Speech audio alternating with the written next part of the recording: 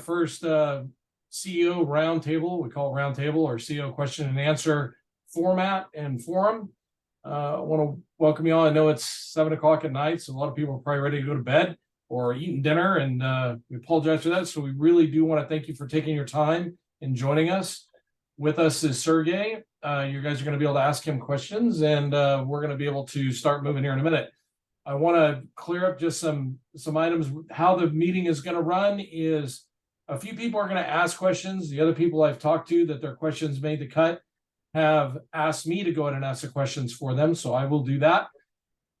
Sergey will start off the meeting with a little bit of a PowerPoint and some updates as far as what's going on with BCM, which I know you're all looking forward to. And if you guys have questions, because I know some questions may arise, either follow-up questions from the questions that you submitted, or if you did not submit a question, some questions that may come up as follow-up questions from the answers that other people have asked the questions. If you do have those, please write them down and type them out and email them to me.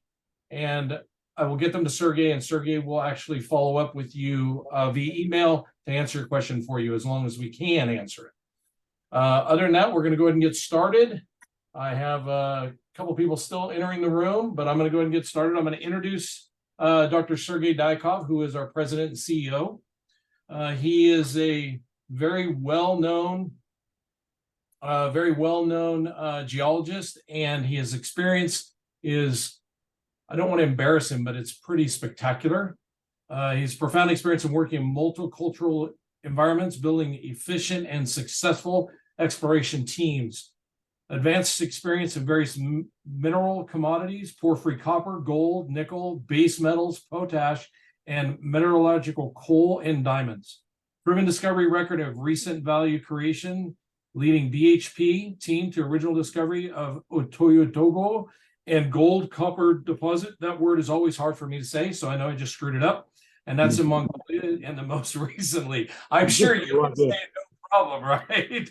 Anglo Gold, Ashanti team, and significant gold, copper gold porphyry discovery in Colombia. So with that, Sergey, I'm going to go ahead and let you start, kind of talk about yourself, kind of do a little, we still have people coming in, and then we can move on to your PowerPoint.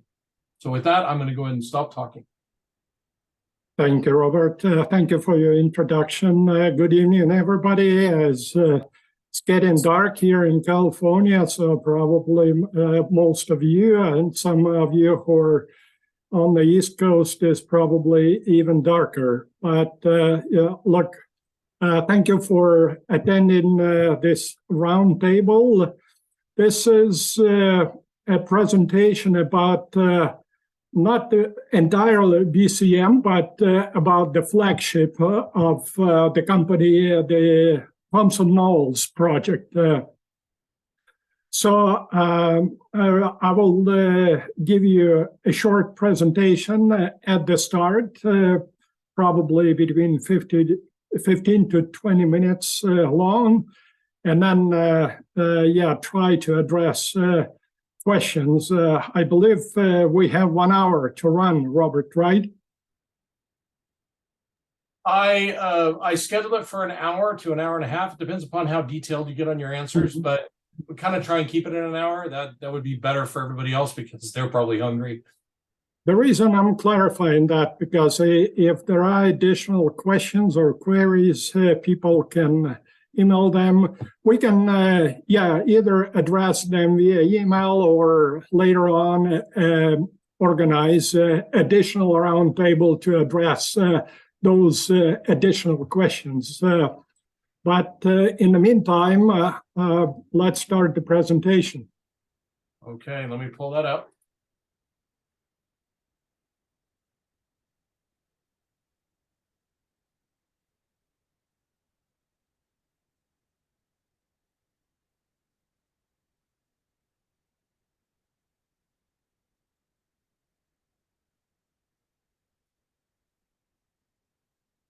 Turn off my picture. All right. There we go. Okay. All right. Thank you. Thompson Knolls is a new porphyry copper gold molybdenum discovery in western Utah. It is a technical success by BCM Resources, and it has a very good potential to grow into an economic one. We have critical conditions in place. Next. We have a very strong technical team with the previous track record, successful porphyry discoveries around the world.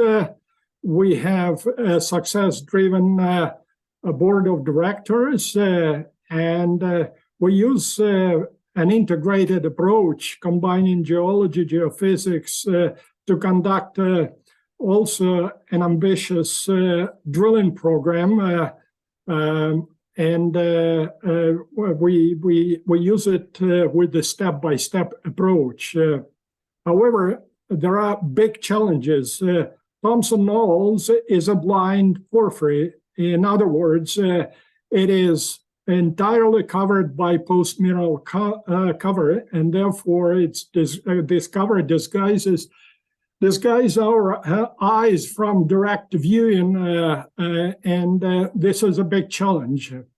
But discoveries are made through drilling, and we made this discovery through the first drill hole at TK1, and now the drilling is in phase 3. I'll be talking more details about this. Currently, drilling is on break, but it's no secret that deep-seated covered ore bodies require a lot of deep drilling. Next.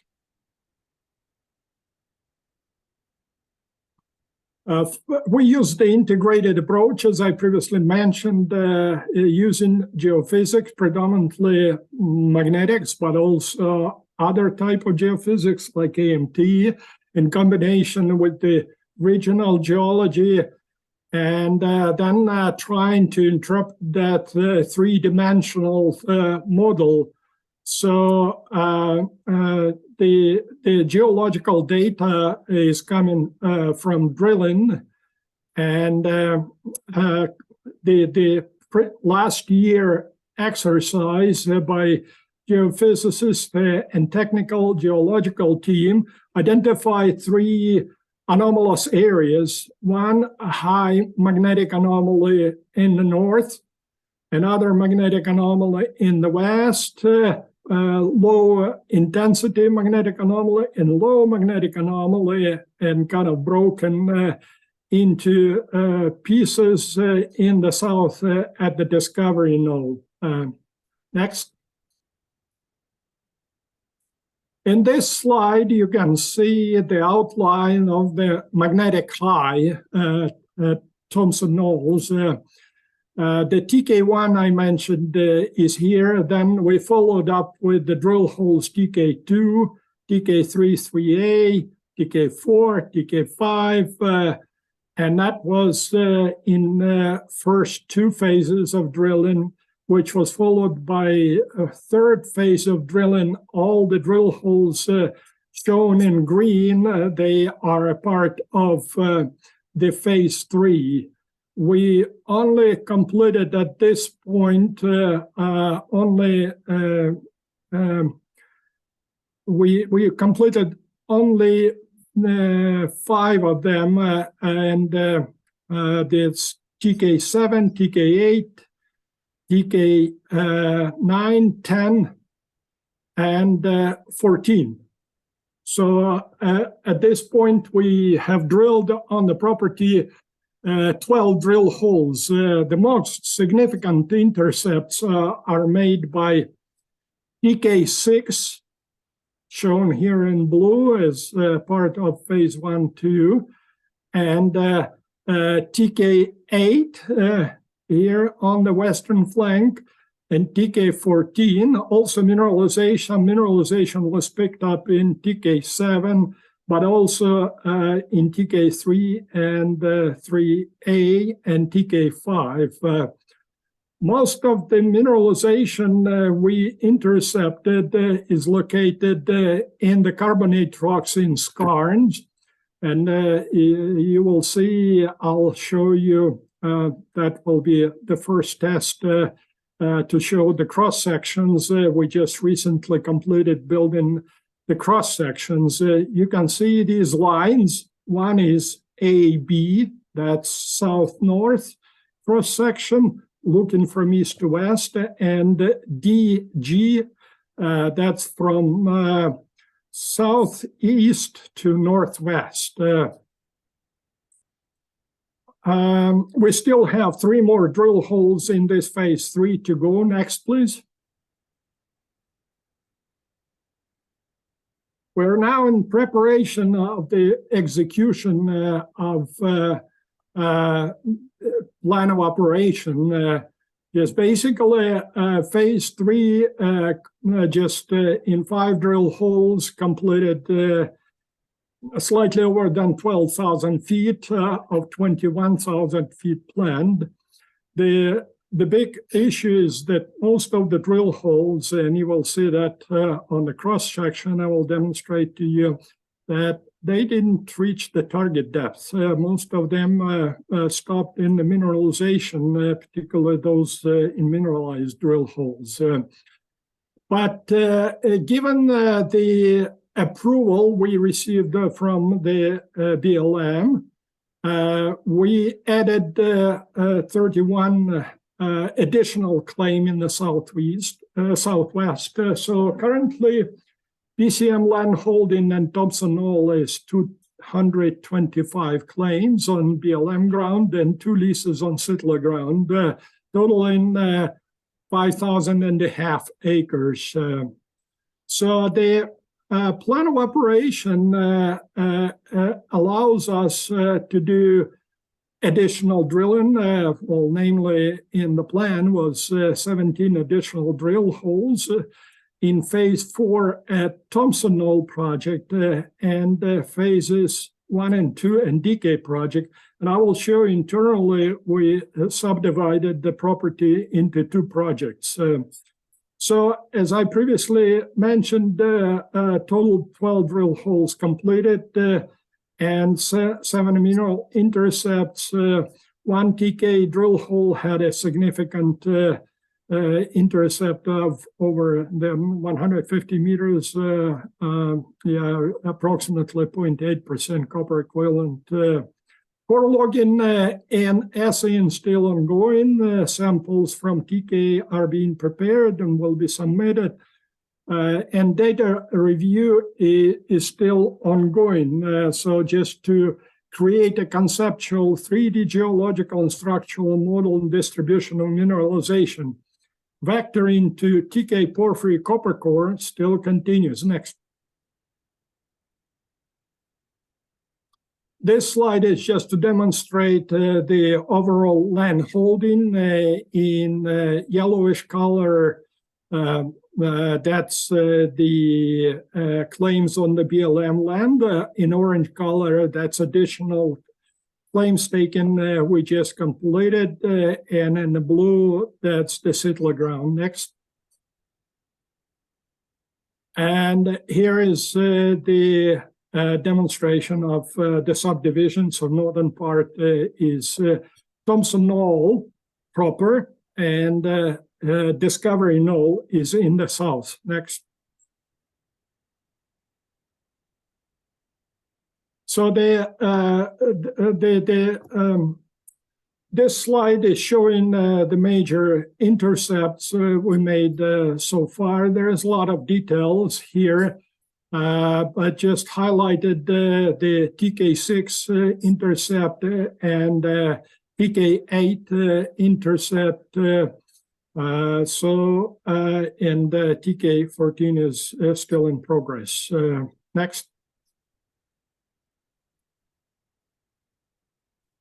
So these a couple of images to show you. This slide shows the photo from TK6 skarn, mineralized skarn intercept. The dark, it's predominantly magnetite.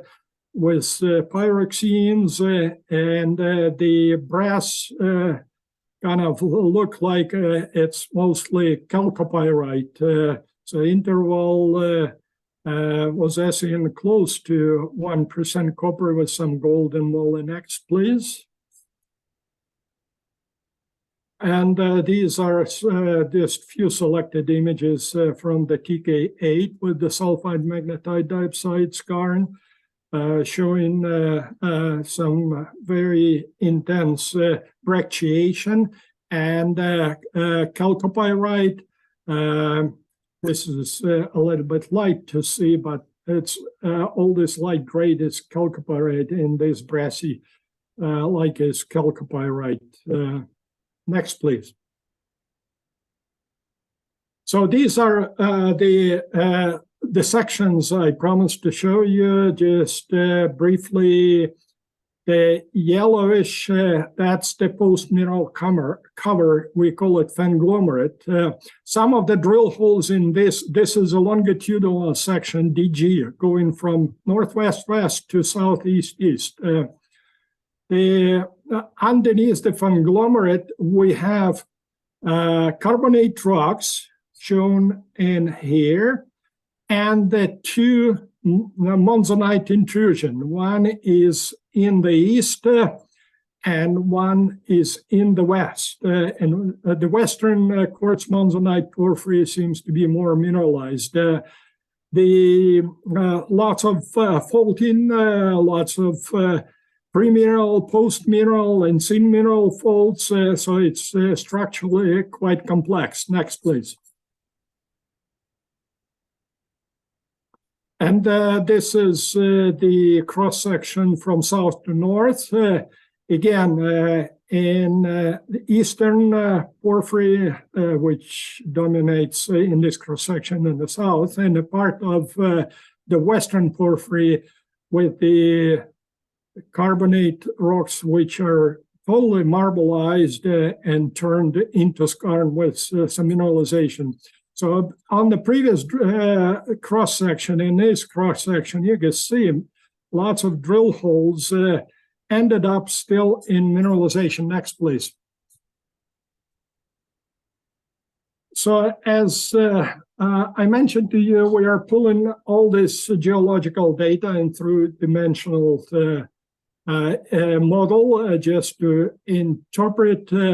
But on this slide, we show the location of drill holes approved on the plan of operations. They are drill holes all dark in dark blue. As you can see, we will continue testing the Thompson Knoll porphyry, but also attention will be given to Discovery Knoll because of the old RC drill holes intercepted some gold and copper mineralization. And that subdued geophysical anomaly, if you remember, may indicate probably a deeper seated porphyry with more chances for some associated epithermal mineralization as well.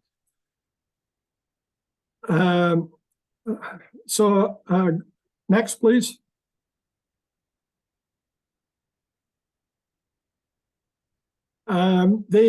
Here are our future plans. First of all, a complete three-dimensional interpretation, a review and option of combining RC with the Damon drilling rigs. We need to improve the quality of drilling just to receive to reach the target depths. Our program, even despite you can see the locations of the drill holes, but with the step-by-step approach, we also are flexible to adjust the location of drilling, and that is done on the NOIs, or Note of Intent. We have good relationship with BLM and the Utah Department of Minerals and DOGM, and that is working very well. So we are preparing execution of additional drilling contracts. And we certainly, if we at this point, we're planning to add one more drilling rig and combine both diamond drilling rigs with the RC that will step up our drilling production. And certainly we need this to improve the quality of drilling. We plan to resume drilling during this fall season. And the last but not least is that we recently entered in cooperation with Crascat, supporting academic research, Colorado School of Mines. There is a student, Cheda Barbanel, who spent some time on the project. He will be working on his master's, and he will be doing a lot of research for us on petrography, alterations, mineralizations, etc. Thank you. Can I ask you a question, Sergey? Can you go into a little bit more detail regarding the difference between an RC and the diamond drill rig? Just so people who don't understand what that means, you can kind of maybe delve into that a little bit. Yeah, sure. Diamond drilling produces core, and therefore it is slow. Normally, drillers at best produce something like 80 to 100 feet per shift, but probably an average even lower than that. RC, it's a non-core drilling. It's very high speed and reverse circulation with pressurized air basically drills through the cover. So currently we are using mud drilling with drill bits, tricon drill bits, and that is very slow. The best speed my drillers could produce about 200, 250 feet per shift, but with RC we can go through the cover very quickly, maybe in a matter of a couple of days. So it's just for the sake of speeding up the drilling and reaching the bedrock under the cover. Okay, perfect. Because I know some people will probably ask that. All right. Okay, perfect. And I'll turn back on my video. There we go. Whoa.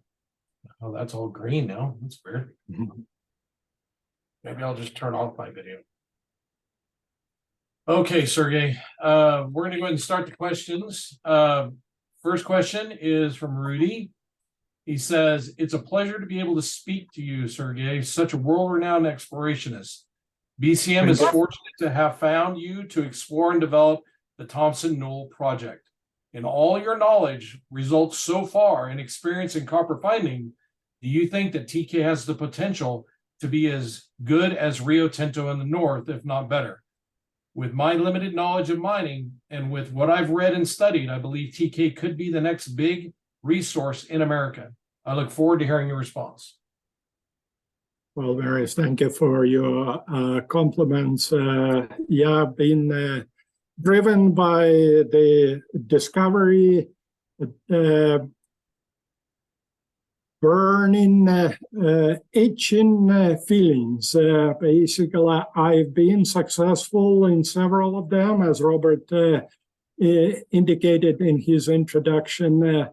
And it's a very hard feeling to depart from. So basically, I'm driven by discoveries. The reason I'm with BCM, I was looking at Thompson Knolls for some time, and my previous experience with just before my retirement, my wife still gives me a hard time. She said, "Is that what your retirement looks like?"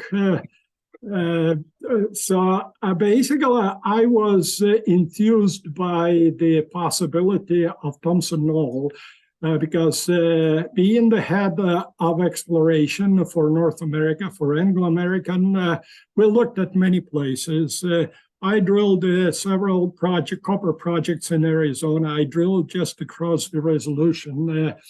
And I've been all around North America. So this is one of the few porphyry copper projects that could have a very good potential to rival the Resolution or Pebble, Resolution in Arizona or Pebble in Alaska, and could certainly compete with the Bingham Canyon, what you were referring to, what Kennecott or Rio Tinto's Kennecott is currently mining, or nearly completed now. They finished the open pit and they're going underground. So therefore, being favorably located, the project with no constraints, and I think it has a potential to grow its mineral resource very quickly, and certainly will attract the attention of major companies, Rio Tinto in the first place. They indicated to me they want to grow their copper business in Utah. Therefore, any significant copper projects will be certainly in their primary focus. Perfect. Thank you. Question number 2 is from Chase. Have you intercepted the Yoke, the egg yolk, yet? And how big do you believe it is? Yes, thank you. Yes. We're using Quentin's explanation, right? His illustration. Yeah. But that term I gave it to Quentin, and that comes from Escondida. And that's when David Lowell was discovered. He was working on Escondida. So initial drilling was kind of near misses because it chipped the periphery of porphyry of Escondida and picked up only propylitic alteration. And the effort of Pancho Ortiz, unfortunately passed away about several weeks ago, a Chilean geologist who is really instrumental for the discovery of Escondida in Chile. And that was the focus on Yoke, or basically potassic alteration that holds most of the copper mineralization in the magnetite core of the porphyry system. So therefore, this quote Yoke term has been used as the copper core. And certainly this copper core, our target is 2-3 billion tons of 1% copper equivalent or higher. And well, as I mentioned, the search for the Yoke still continues. Still very difficult to say what is what will be the shape and the size of the Yoke once we discover it. But if it's there, we will find it for sure. Perfect. All right, next question, question number 3 is from Chase as well. What are the comparisons between Thompson Knolls and Oyu Tolgoi? Oyu stands for Mongolian turquoise. Tolgoi there we go. is a hill. I have such a hard time with that word. It's a turquoise hill deposit in English. Perfect. Who asked this question? Could you repeat that? That would be Chase. Chase asked this question. Chase, thank you. Appreciate asking this question. This is a very big question. As a matter of fact, very difficult to cover very briefly, but I will try. Certainly, if there is an interest from the audience, I can arrange a separate session. I have a big presentation on Oyu Tolgoi, which I gave to the consortium in Ottawa, the large igneous provinces. But I will be more than happy to talk about that, but that will require a separate session. For now, I'll just briefly address some points that could demonstrate some similarities, but also the differences. Okay. Yeah, like all deposits, especially even belonging to the same family deposits like porphyry, copper, gold systems, they look alike, but they're like humans, like living creatures. They have their own individual features. So if one compares Thompson Knoll, TK-NOT, let me just, for brevity, use abbreviation, TK-NOT. So the obvious similarities and differences. First of all, OT is a giant and TK is a dwarf for the current, present time. And OT, the copper source, 43 million tons of copper and 1,850 tons of gold. It's a big one of the largest porphyry, copper porphyry discoveries made globally in the last 25 years. And for comparison, Bingham Canyon in 2010 was standing 28 million tons of copper and 1,600 tons of gold, significant size. But 25 years ago, I should say OT, or Utah-Goy, was also a dwarf, was similar to TK.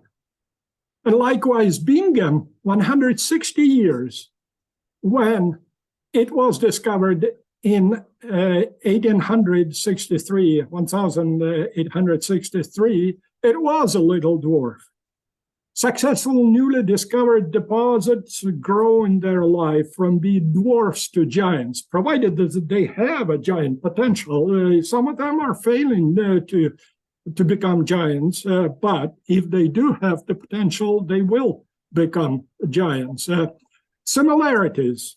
Both are porphyries, both have copper, both are have potential for significant size. OT is one of the major discoveries, and they both have significant credits in gold and moly, and both show multiple stages of mineralization. Similarly to Thompson Knoll, we see the early exploration at Oyu-Tolgoi when I was running BHP program there. We made only 14 mineral intercepts in the first 23 drill holes to delineate almost almost 500 million tons of 0.6% copper. That's about the same ballpark. In TK, we drilled 12 drill holes and made several mineral intersections. So that's about the same ballpark. No delineation has been done at TK, but once we combine all the data and pull all the data together, we try just to delineate what we intercepted so far. But the critically important, we still need to reach the porphyry intrusion and test the mineralization over there. So another interesting point for similarity, when BHP farmed it out to Ivanhoe in 2000, I spent about $2 million to generate OT and do first phase of drilling. BCM currently spent close to we just crossed 3 million expenditure on Thompson Knoll, which is particularly if my drilling dollars were 25 years ago. So yeah, it's about the same ballpark. However, there are significant differences. The big difference is in age. OT is Paleozoic. It's 370 million years old, whereas our data shows that TK is much younger. It's Jurassic, it's 150 million years, and maybe possibly younger overprint with tertiary in age, about 80 million years. The other big difference is certainly was OT was semi outcropping porphyry system with the exposure on the surface of oxidized mineralization and a leached cap on the surface, which attracted our attention when I was running the PhD program. TK has no exposure whatsoever. It's all blind. It's all covered system. The other difference at this moment is that OT has a very structurally controlled linear structure striking north-northeast for almost 23 kilometers, 12 kilometers of which are mineralized with multiple intrusives and multiple ore bodies. At TK, we see that our structure is probably more complicated, and that's I tried to demonstrate on the geophysical slide for you. So we will see, but then OT doesn't have skarns. OT is hosted by Paleozoic, Proterozoic, volcanic sedimentary rocks, mostly basalts, and geologically it was formed in an island arc environment, whereas TK most likely was formed on the continental margin. But you know the history that BHP decided that OT, it was not a tier one, and they were focusing purely on tier one porphyry projects. And despite my arguments that we need to drill deeper, basically BHP did not allow me to drill deeper than 400 meters because they wanted it to do open pitable. It's an Escondida model. They wanted to open pit the chalcocite blanket similar to Escondida. Whereas OT has a small chalcocite blanket. It does have enrichment, but the major value of OT is in hypogene mineralization. And that proved to be true by Ivanhoe drilling Hugo Dammit ore body. So it's a big game changer, and that's why Rio Tinto took over possession of it. So generally, in timeline of exploration work, both at OT and TK, we're similarly in the same ballpark. We spent 3 years in BHP and then 2-3 years Ivanhoe drilling until they hit the Hugo Dammit ore body.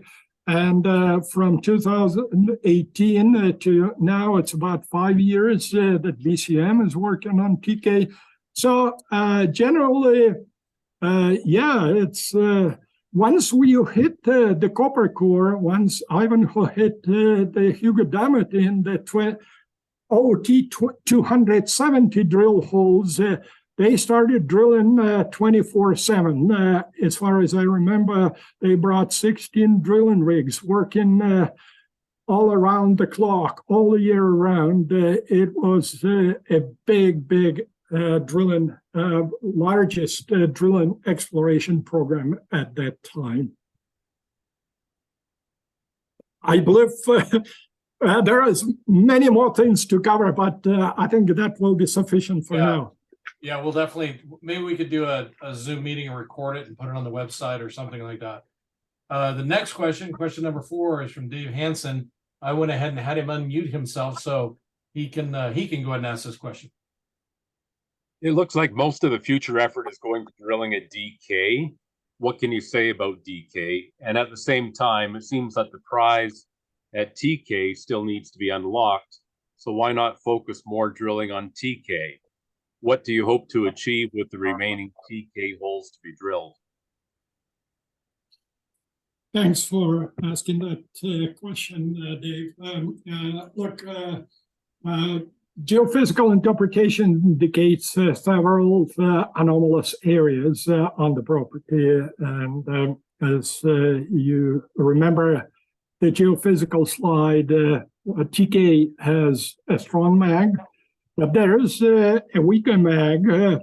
And the deeper the source of the signal, the weaker the signal you detect on the surface. It's in the west and probably even deeper in the DK. However, in DK, there are, copper intercepts made in the past, and we see some alterations. It's shallower, it's less cover, and we would like to test all of these anomalies, but with DK, we will start in the first phase. And we still continue with DK. As you saw in the plan of operations, there are still drill holes. I mentioned actually to drill one drill hole south of TK8 that should test the southwestern extension. Yes, in the plan of operations, it was emphasis on discovery knoll, but in general, we are not leaving TK. We're still yet to be tested. We still are searching for the yoke. Thanks. All right, perfect. So we have another question from Bob Bissell. This whole play is about what do we find when we drill? It makes no sense to me why we would not have 10 drill rigs going out there right now. If someone could ask, what is his anticipated time frame for completion of drilling, and follow that up with why can't you do it sooner? That's all I care about operationally. Thanks, Bob. Yeah, fully agree. I am a discoverer. I'd like to poke more holes, but there are real life constraints. Yeah, it's just financial resource is one of the major constraints. With 10 drill holes, you will require so much and so many drill contracts. It's a major challenge for multi-big drilling program. So basically, yeah, financial resources. With less constrained resources, we can operate with 2, 3, or maybe even 4 drilling rigs. But we have to embrace the real situation and our capability to fund the drilling operation. Thanks. Perfect. Okay. Next question. Again, it's from Bob Bissell. Seems likely we would be needing more money very shortly, especially with multiple drill rigs going. It would be nice to see the next private placement be at over $1 a share and the warrants at $2. That wouldn't likely happen unless the current float gets absorbed before the offering. What is BCM planning to do to find large-scale players that would look to buy the float on the street? More news releases, more CEO interviews, more publicity, any other ideas? Excellent. Thank you. This point is really mission critical. As indicated above, our drillers have not been able to deliver drilling target depths with their drilling. In the opening presentation, I emphasized that most of our drill holes ended up in scar mineralization without reaching much porphyry intrusion, which is, in our year, is the host of the yoke or copper core we're looking for in the porphyry system. Therefore, the answer to your question is yes, yes, and yes, and it's a mission critical for the project and for BCM. Thank you. Perfect. All right, thank you. Okay, question number 7. Could you provide your high-level insights into the Thompson Knolls copper deposit and its potential significance within the mining sector? Specifically, I'm interested in understanding its importance for domestic production and supply. Well, thanks for asking that question. After a resolution in Pebble, as I made previously at the point that there are no new significant porphyry copper discoveries that have been made in North America. There are active exploration copper porphyry projects that rival TK, like Copper Butte in Nevada, like Copper Bell in Arizona, like Ivanhoe Electric of Robert Friedland in Utah and Tintic District. But these projects have even more challenging post-mineral cover than we do. It's all very difficult and challenging.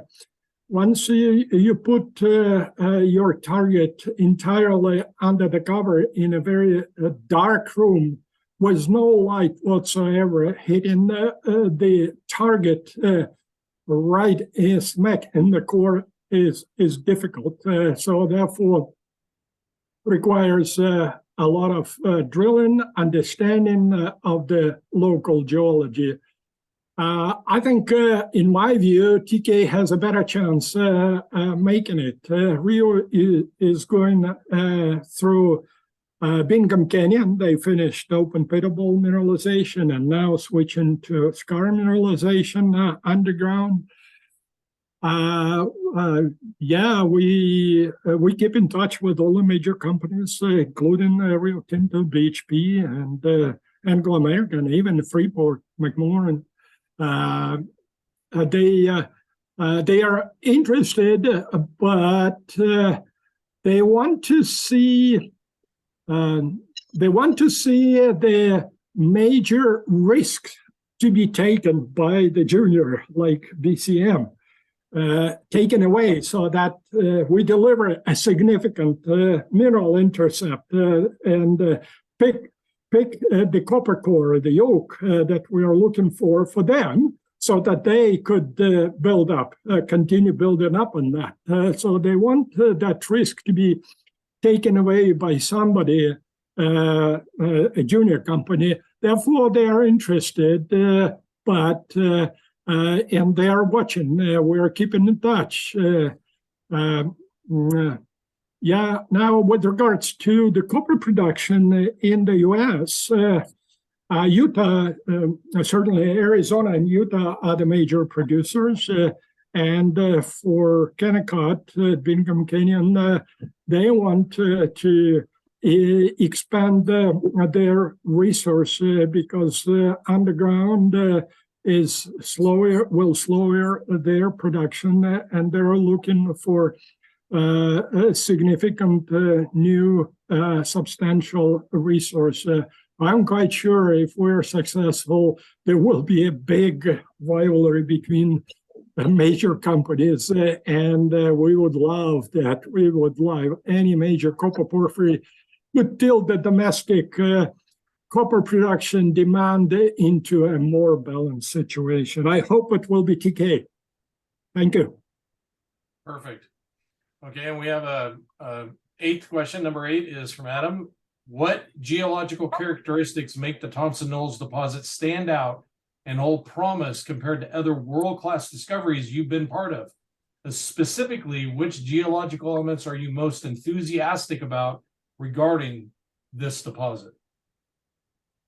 Yeah, being in the center of successful discoveries, and as I indicated, having thrilling moments, just to see those discoveries grow and develop into significant value-sized discoveries. It's exciting. I've been to many major porphyry deposits around the world.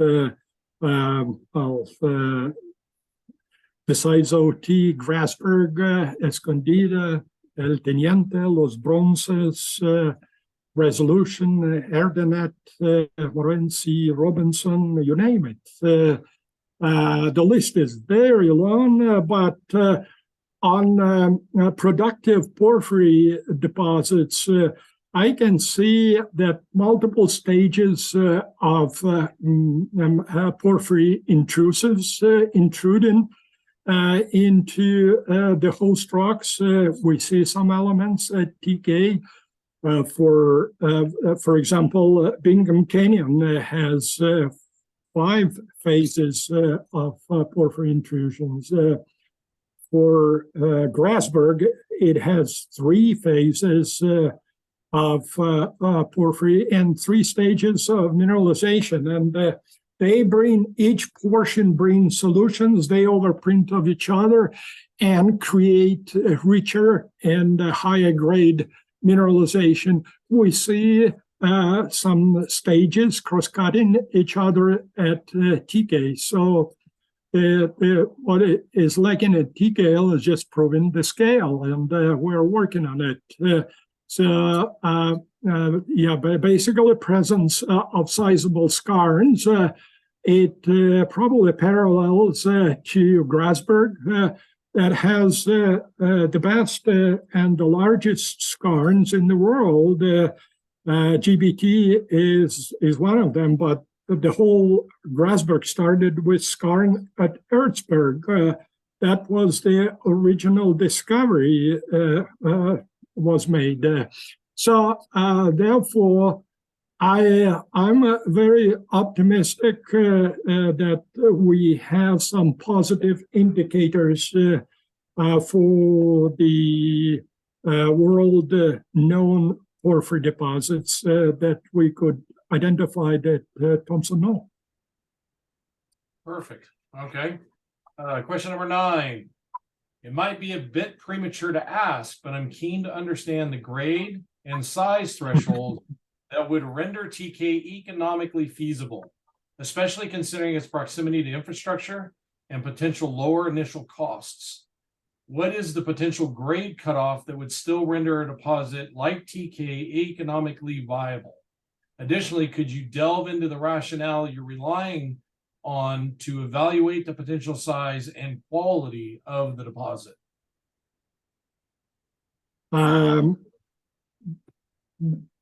We haven't tried to run the models yet at TK. As I indicated earlier, once we get more information, we'll do some early stage modeling just to see. But my gut feeling is based on the global porphyry experience, and we're talking about 1 to 2 billion ton ore body of 1% copper equivalent and higher. That's what we are looking at. That will make it an ore body of significant economic value.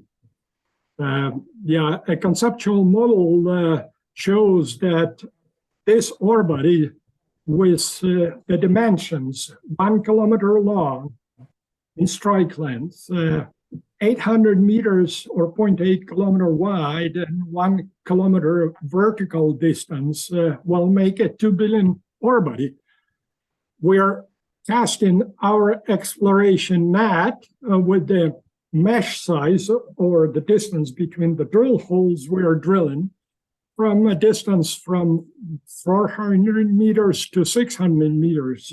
So it's dense enough to catch that fish we are looking for. So therefore, I believe we'll capture our prize fish if it is there. Okay, perfect. So question number 10 is from Jim Dickens. I'm going to go ahead and let him ask that question for you. Hello and good evening. Given the new plan of operation and its reflection of your strong connections with the USGS and BLM, along with the current timeline and approach for advancing the Thompson TK Knolls deposit, What is the estimated timeline for substantiating the deposit's value? In addition, in the event of securing suitable funding, a heightened exploration effort seems desirable. In the prospect of increasing drilling activity, being more drill rigs, soon viable, and how does it align with your timeline? Yeah, thanks, Jim.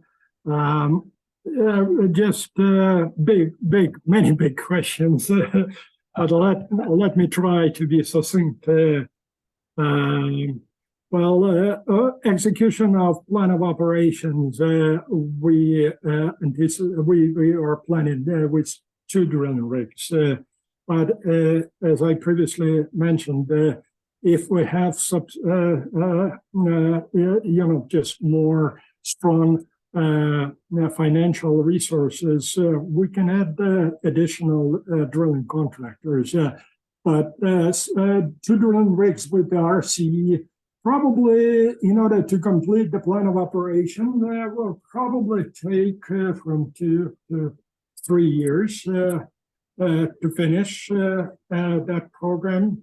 And if you add additional drilling rigs, that will reduce, additional drilling rig will reduce by 30%, and the multiple drilling rigs will speed it up. The critical thing is just our capability to support that program. But we still need to do extra delineation drilling in order to pin the copper core.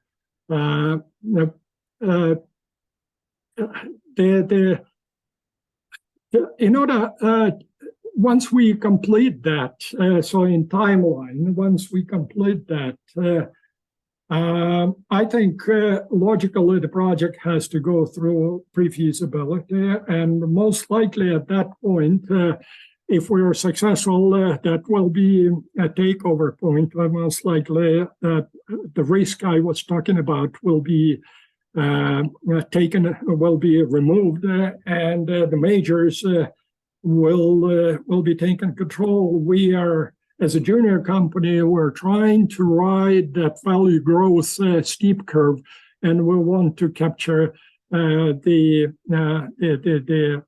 most of the value in the interest of our shareholders. We're interested in majors coming in, but we're not interested in the success of their shareholders. However, with the success of our project, our shareholder will benefit, and consequently will benefit the major companies. So that's probably my brief answer to your very, very good question. Thank you. Question. Okay, so we have question 11 from Galen. Can you discuss potential partnerships or collaborations that BCM Resources would be open to exploring to further enhance the success of TK and DK? For instance, are joint ventures or other partnership possibilities with major industry players something you are considering? Yes, look, big projects will require significant capital investment. TK with 2 billion tons of over 1% copper will require multi-billion investments in order between 5 to 10 billion, probably depends on the size. If it's larger, maybe even more.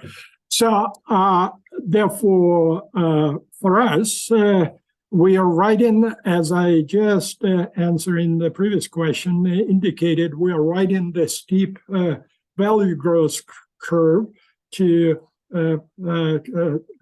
substantially increase the shareholder, our BCM shareholder value. And when it comes to big investments, we will definitely have to bring the major. It's undoubtful we'll have to do it. and therefore, at this moment, we maintain the connections with all of them. We're keeping in touch with them. GVs certainly are possible, but there are several caveats to the GV opportunity. First of all, we need to benefit our shareholders and then worry about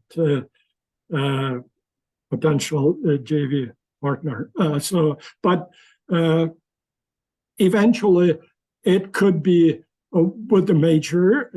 If we're successful, I think staying bringing the major and staying in the project will be one of the things to consider, because when it goes to production, it will produce significant value at that time. Thank you. Awesome. Thank you. Okay, the next question is from Doug Calvert. With Sergey's reputation and the looming copper problems, why haven't the big mining companies approached you with takeover offers? As I just indicated, we're keeping in touch with them, and as I said, they're interested, like Rio Tinto, BHP, Vanglomerate, and Freeport. They're certainly, they still want to see the copper core being discovered by BCM. They want to reduce the exploration risk for the project. But if we are successful and able to reduce that risk, there will be a rush, and I would like to see that. I'd like to see the big rivalry battle between the majors for taking over TK. I think we all would. I think that's kind of where we're all at. All right, question 13 is from Henry Thor. When are you going to get a driller that can go down beyond 3,000 feet? We have had a lot of holes ending in mineralization cause the equipment on hand that can't go any deeper. We've had holes terminate due to drilling difficulty. It might be nice to get one that could go to the target depth. Yes, fully agree, 100%. This is our problem with the current driller, and they're using the drilling rig capable of going down to 6,000 feet. It's just the cover, which is very treacherous to go through. The cover that consists very poorly consolidated rocks. They keep the walls unstable. And besides, this is a valley that was filled for millions of years with the product of destruction of nearby limestone dolomites ranges. And they have certainly lacustrine or lake sediments, and they have riverbeds with poorly consolidated sands. When the drilling goes through, these unstable walls create problems for drillers. And then when we go into the ore body, they start encountering fault zones. The solid, massive rock is no problem. They can go and continuously, but once they encounter the fault zone, it basically creates complications that could consume all the drilling liquid, all the water into these fault zones. And they were losing numerous drill holes. I was entirely unhappy about that. And but we cannot do anything with the Mother Nature. As a matter of fact, multiple faults, it's beneficial for the formation of the big deposit we're looking for. The more structural preparation, the more stages of intrusives, the more stages of hydrothermal mineralization, the better the grades in the ore body. So that's the challenge. And at this moment, I'm convinced we need to try other drilling contractors with proven capabilities to drill in similar conditions. Where I'm talking to several major drilling companies that are interested in providing the service to us. Our target depth 4,000 to 5,000 feet depth, and the certainly real geological situation is a testament to the new drilling contractor we will bring. But I'm planning at this point to drill in diamond drilling rigs with the RC. Perfect. Okay, well, Dave Lewis has a question, but he didn't unmute himself, so I'll go ahead and ask it. Can you please feel free to elaborate on the benefits of what you've achieved by the permitting?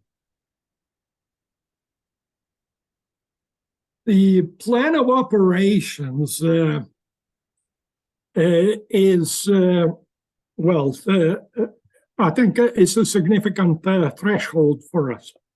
First of all, the regulation in Utah and many other states, at the initial stage, you have only 5 acres of disturbance. Most of the drill sites we put with the access roads, we're at the verge of the limits. We are 4.8 acres of disturbance, something like that. In order to go to the next stage of permit, it requires a plan of operations. Plan of operations is valid for 10 years. In our plan of operations, we put 17 drill holes, but it's not limited to 17. You can be at several dozens of drill holes. You could supplement and increase, and you can certainly change.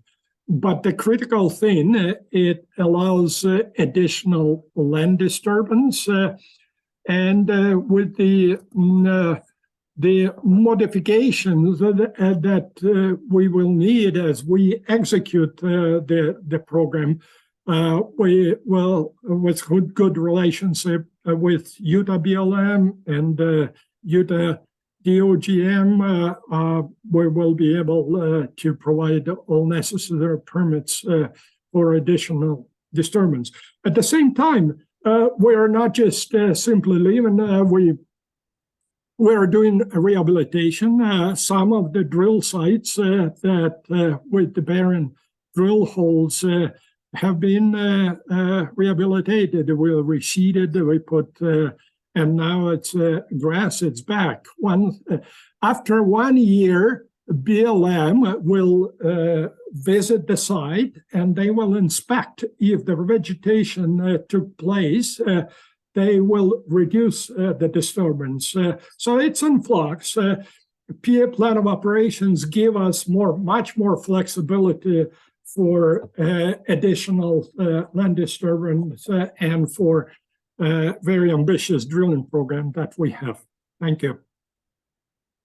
Perfect. Okay, we do have a question that came up on the chat from Matthew. It says, and I don't know how you'll answer this or if you'll be able to, but how does TK14 compare visually to TK8? Thank you, Matt, for that question. It's also skarn, mineralized skarn. It's also lots of brecciation, visually lots of similarities. The only exception that I would say that differs TK14, that instead of the magnetite, significant presence of magnetite, we have significant presence of manganese skarns. It's manganese skarn minerals. We're preparing as a result, the drill core is being cut by diamond saw, and we'll put the samples into ALS probably, hopefully in the next in a month or so. Just once we finish cutting the core, and then ALS normally it takes about a month and a half to 2 months to get the results back. Okay, and Luke just asked, did Sergey just say manganese skarn? Yes. What about it? I don't know. That's what he said. Did he just say manganese scards? So that was his Yeah, question. it's, So- Sorry, Robert, I'm- yeah, go Sorry. ahead, Luke. So first, Sergey, I'm a very loyal shareholder. We have over 1%. I've been here for 1.5 now. I'm fascinated by your entire history. I'm even more fascinated by Edmund and Rick and Octavio and just the team you put together to look for this. Late really got our attention here because we thought maybe you were in a scar and it was a little distal based on what you were showing in the visuals, but you're saying manganese. So I'm wondering if this is a different mineralization event or what you're seeing in 14 that potentially what additional data you saw in 14. I think that's what Matthew's hitting at. If I I might see. defer, and I'm quite curious myself. Yeah, thanks, Luke. Yeah, well, it's go ahead. Somebody. No, it's okay. I muted him. It was just background noise. Go ahead.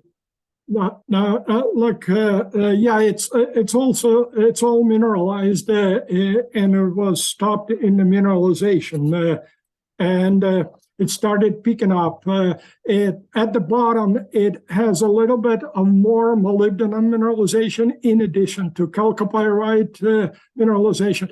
But among this major skarns, diopside, magnetite, it's manganite, which is manganese, skarn manganese oxide. So it still has magnetite, but to lesser extent comparatively to TK8. But again, it's very premature at this point just to make final judgment because it didn't go through, it didn't reach the intrusion. We haven't poked through the skarn mineralization into the intrusion. And there is some zoning. Yeah, if you go on the periphery, for example, TK10 drilled very good marbles, but very little skarn, and apparently it's on the periphery there. So there is basically, we see for now several porphyry intrusions surrounded by skarnified, marbleized and intensely skarnified with hydrothermal mineralized breccia in the skarns and the intrusion. TK14 was left in the mineralization still open. Thank you very much. I'm not a just like you. So is it fair to assume that if you don't have as much magnetite, you have more manganese, that you're a little far from the heat source, but that could just be you're above it, or you're just not as deep yet, or it could be is there a significance that there's less magnetite and more manganese in 14 in terms of location? I think one of the gurus of skarns, he will say that the critical thing is if you have dolomites as the carbonate rock. So basically two types of carbonate rocks, limestones and dolomites. The difference between the two, they are both carbonates, but dolomite has more magnesium. Okay, so well, the presence of dolomites in the stratigraphy could have affected the mineral assemblage in the TK14. That's my kind of hypothesis, but we have a limited information at this moment. We still need to make TK14 deeper and just to get into the intrusion. We need to see the mineralization underneath these mineralized skarns. That's very helpful. I guess for the future, it would be awesome if when you guys do release the 14 results, if you could show some of this stratigraphy and what you and the team have figured out. I think that would help some of us who are tracking this, myself very closely, try to figure out kind of the rocks are at what level and what could be how to basically analyze this data you guys keep putting in.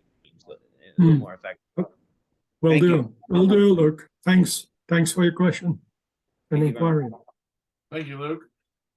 All right, well, that's it. That's the last question. I want to thank everybody for attending our first Zoom meeting like this, and I want to thank you, Sergey, for taking these questions from investors. If it wasn't for the investors, we would not we wouldn't be doing this, right? So we really want to be able to make sure that we reach out and we're available to you guys. You guys have my email address. If you have any questions, please send them back to me. I'm available all the time. You guys can call me, you can text me. I'm fine with that. And Sergey, he's a little busy, so probably utilize me would be a good idea, and let him do what he needs to do. Yeah. And I will make sure that your answers get answered as long as we can answer them. Again, thank you, everybody. We are going to try and upload this Zoom meeting to the website, so you guys will be able to go back and look at it. Also with the PowerPoint presentation that Sergey went over. With that, I'll let Sergey wrap it up and with his closing statements. Yeah, I just wanted to conclude this with great appreciations for all the questions posed to us. I think it was a good conversation. And I think the dialogue continues. We truly believe in the potential. Stay tuned and continue your financial support of BCM resources. We will be successful. Thanks a lot. And as I previously mentioned, if there is a very specific interest about the details from other porphyries, particularly Oyu-Tolgoi, I could certainly make that presentation available, and we could run another session. And I think this session turned out to be a good exchange. And thanks, Robert, again for organizing this. So we will continue. We will look at all the questions in the chat room. Maybe that will require additional session, and the board will organize another session. I will let you know. Thank you. And have a great evening. Bye-bye. Well done, Sergey. Thank you.